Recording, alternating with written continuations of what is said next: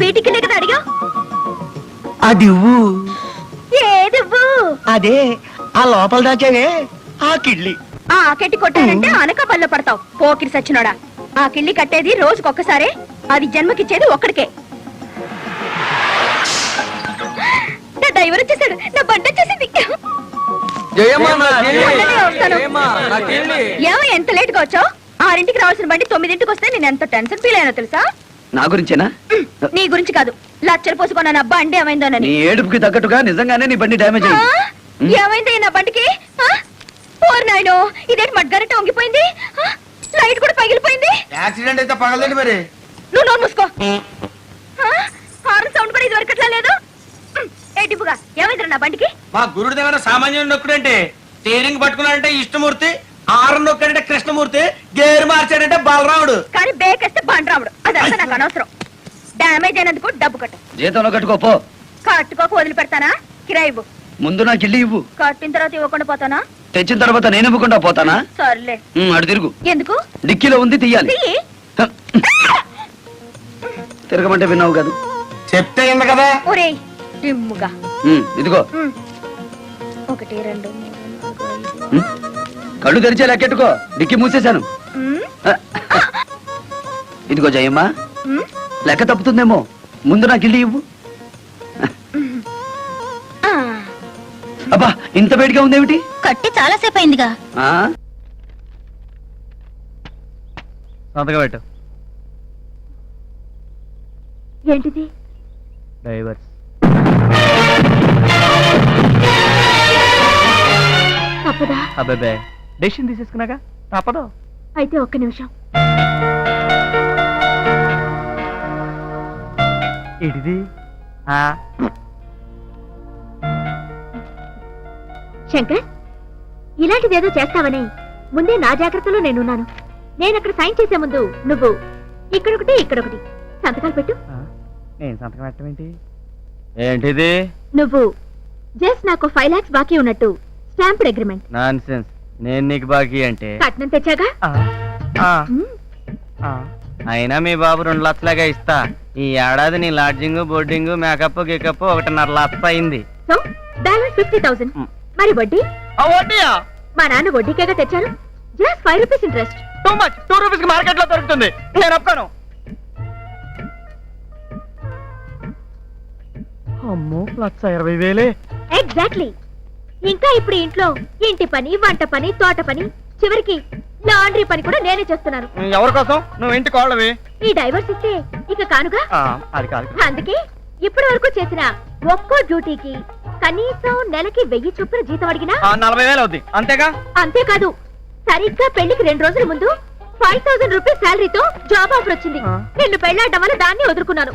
So 60,000 నష్టం. ఇదొకటా?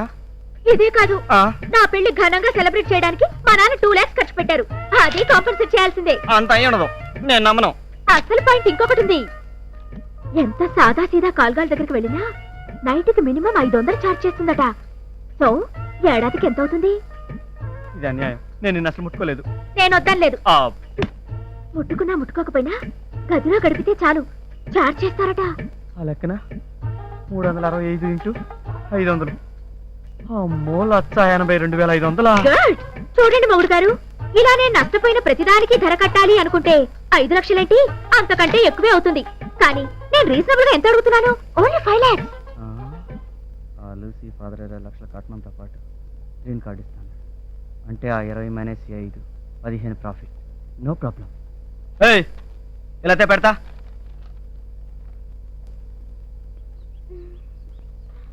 ఇదిగో నీ 5 lakhs. ఇప్పుడు ఇక్కడ పెట్టి నీ సంతకం. ఏంటా లుక్? అన్నట్టు శంకర్, మా బ్రదర్ దగ్గర నుంచి వీసా తేలేదనే కదూ ఈ డైవర్స్? మీ బాబు దగ్గర నుంచి పైసా కూడా తేలేదని. ఏం తెస్తావా? 5 lakhs. ఆ మాత్రం దానికి మా వాళ్ళ దాకా ఎందుకు శంకర్? ఈ 5 ఉంచుకో, ఇది నా పర్సనల్ మనీ. ఐ మీన్ నా కష్టార్జితం. అయితే సంతకం పెట్టవా? ఇంకెందుకు శంకర్, నువ్వు అడిగిన 5 lakhs ఇచ్చేసానుగా. ఇంకా కావాలా? అయితే ఇంకో 6 నెలలు ఆగు. ఇలాగే నీతో మీటింగ్ పెట్టి నీకెంత కావాల్సి వస్తే అంతా అరేంజ్ చేస్తాను. ఓకే? నా మీద కోపం పోయిందా? డబ్బు ఇచ్చేసాను కనుక పోయి ఉంటుందిలే. రైట్? ఇంకా అలాంటప్పుడు ఈ విడాకులు మాత్రం ఎందుకు, హాయిగా సంసారం చేసుకుందాం. ఓకే?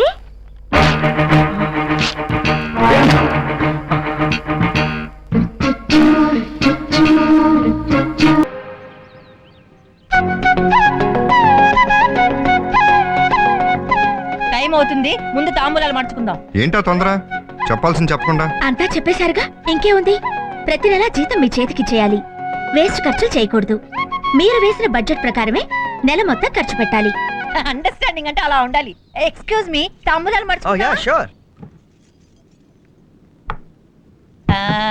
తాంబూలాలు మార్చుకోవటం అయిపోయింది. ఇక పెళ్లి ఎక్కడ చేద్దాం? యాక్చువల్లీ గోల్కొండ హోటల్లో బుక్ చేద్దాం అనుకున్నాను. మా అక్కే సత్యసాయిబాబా కళ్యాణ మండపంలో జరపమంటుంది. దేనికి 20,000? అమ్మో అంత ఖర్చా?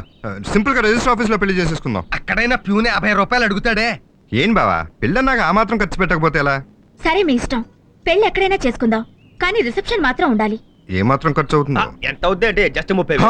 అమ్మో 30,000? వద్దు. ఒరే తమ్ముడు, ప్రతిదానికి అలా గుండె పట్టుకోకరా. ఏదైనా జరిగితే హాస్పిటల్ కి 50,000 ఖర్చు పెట్టాలి. అమ్మో రిసెప్షన్ వద్దు, అంత ఖర్చు వద్దు, అసలు పెళ్ళే వద్దు. ఏంటి బామ్మరిది అలా భయపడతావు? ఇప్పుడు రిసెప్షన్ అంటే మీ ఆఫీస్ స్టాఫ్ అందరూ వస్తారు కదా. సుమారు 200 మంది వస్తారు. మరి ఇంకే మనిషికి 200 రూపాయలు గిఫ్ట్ అట్టుకొచ్చిన 200 × 200 40,000. 30,000 రిసెప్షన్ కి పోతే 10,000 లాభమే కదా. అందరూ మరి వస్తువులు తెస్తే క్యాష్ రికవరీ ఎలా? ఆ వస్తువులు ఒరిజినల్ రేట్ గా మీ పెట్టే పూచి నాది. నీకు అలా అమ్మటం వచ్చా? ఎందుకు రాదు? ఎక్స్పీరియన్స్. అసలు మా ఇంట్లో వస్తువులన్నీ సగం రేట్ గా అమ్మేసింది నేనే. నువ్వు రిసెప్షన్ ఎట్టుకో, అమ్మకాల సంగతి మేము చూసుకుంటాం. నేను నేర్పుతాను కదా, నువ్వు ఎట్టుకో బామ్మరిది. కలెక్షన్లు బడ్జెట్ పద్మనాభం పద్మనాభం.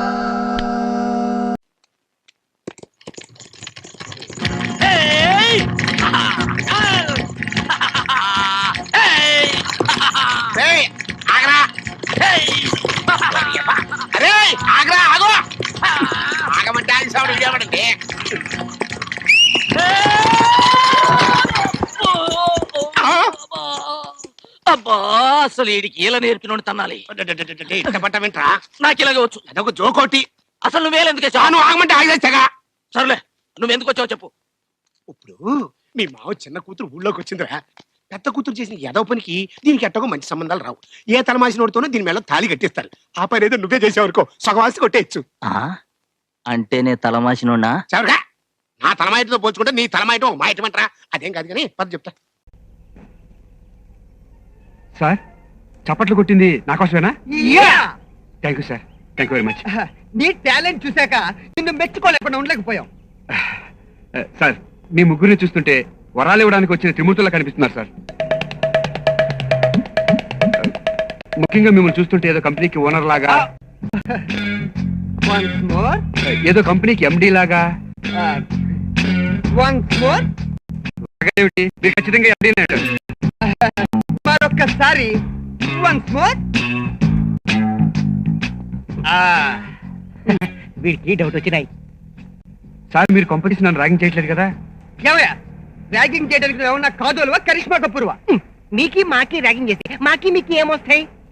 అరే కన్ఫ్యూజన్ లేకుండా దేఖో భాయ్, మాకి మమ్మీ ఆంధ్ర ఉన్నాయి, డాడీ ఢిల్లీ ఉన్నాయి, మాకి ముంబైలో పుట్టాయి, మాది పక్కా తెలుగు ఉన్నాయి. ఎట్లా ఉన్నాయి? సూపర్ గా ఉన్నాయి సార్. నాకు ఎలాగైనా జాబ్ ఇప్పించండి. మీ పేరు చెప్పుకుని దీపం పెట్టుకుంటా. 3 దీపాలు పెట్టుకోవాలి మన తలల దగ్గర. జోకులు ఆపండి సార్. ఎలాగైనా నాకు ఉద్యోగం ఇప్పించండి సార్. వీడెవడయ్యా బాబు, స్వాతి ముత్యంలో కమలాసలా తగులుకున్నాడు. నీకు ఉద్యోగం మా మేనేజర్ కొంచెం ఫ్రీడమ్ ఎక్కువ ఇచ్చామన్నమాట. ఇదిగో మేనేజర్, బ్యాంక్ నుంచి డబ్బు డ్రా చేసి తీసుకురా. 10 lakhs ఖర్చుల కోసం. ఓకే ఓకే, నువ్వు ఇండస్ట్రియల్ ఏరియాకి వచ్చాయి. ఏ industrial area sir? Banjara Hills లేకపోతే బాలనగర్. బాలనగర్ ఎక్కడ సార్? Confuse, cancel. అరే ఏ మనిషి ఉన్నాయి, హ్యారు కోపం వచ్చినాయి. అట్టుపండు వచ్చి నోట్లో పెట్టి దౌడుతాయి. అడ్మిరేతు అడ్రస్ అంటే వెతుక్కొని రావాలా? అదే ఇంటర్వ్యూ.